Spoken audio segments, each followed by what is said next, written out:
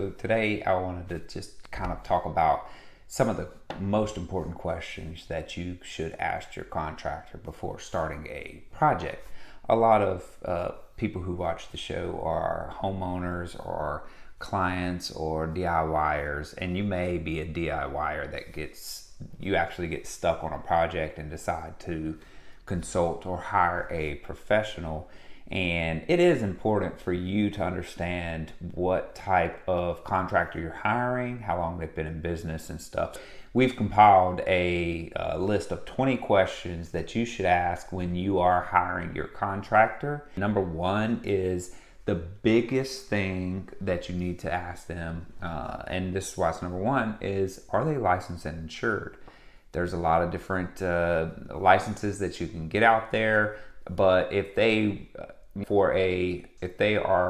there are certain trades that require a state license, so make sure that they have that. Usually you can go online to, for instance, here in Alabama, you have to have a home builder's license to build homes. You have to have a home builder's or remodeler's license to do certain large scope projects and remodels.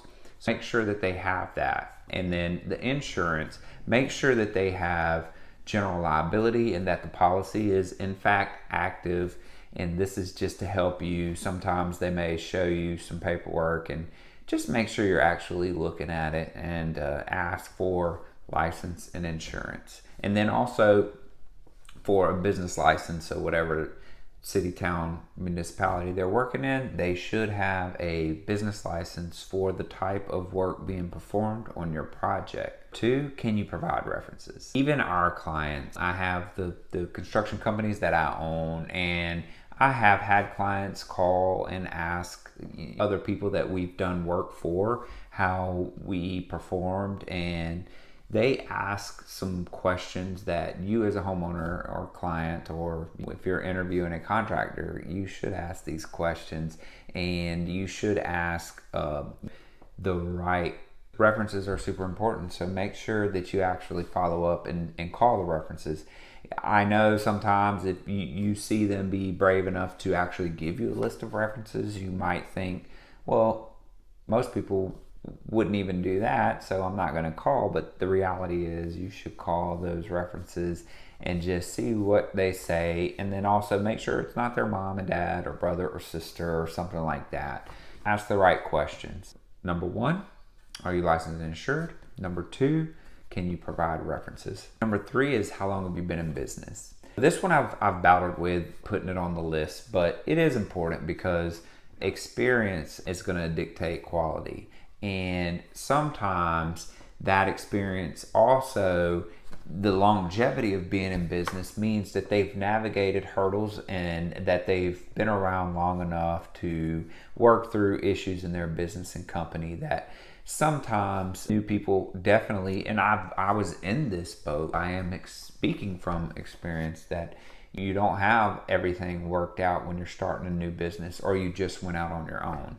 That being said, that doesn't speak to the quality of their work. They may have been doing work for another company and finally went out on their own and started their new business.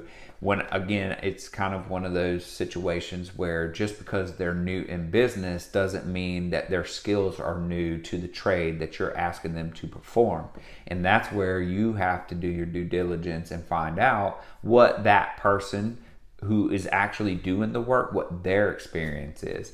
I know for me, for instance, I have teams. So we've got teams that go out, crews that go out and do the work. My experience in business versus their experience as tile installers or painters or carpenters is different. It's going to be different every time depending on what crew goes out to do what type of work for you.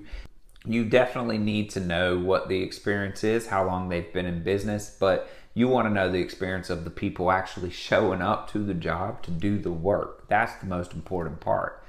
Number 4 is, have you worked on similar projects before? You are going to have niche contractors. That means that they are very, very good and have picked a certain lane.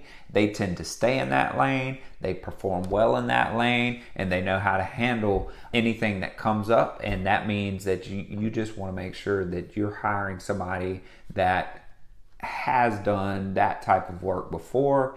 And it's ultimately up to you.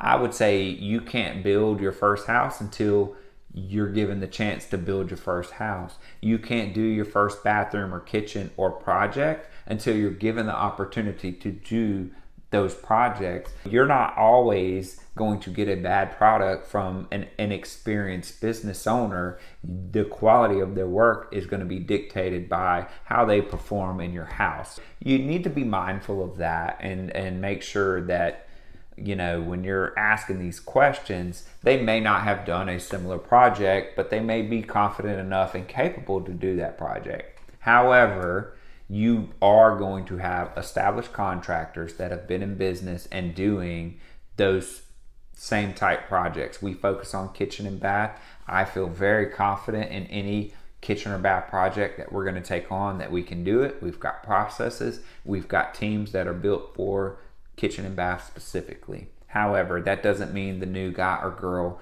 that just started their business, or maybe that has not done a kitchen or a bath, isn't going to produce a quality outcome. That's for you to decide. It is a relevant question and you should ask it. 1, are you licensed and insured? 2, can you provide references? 3, how long have you been in business? 4, have you worked on similar projects?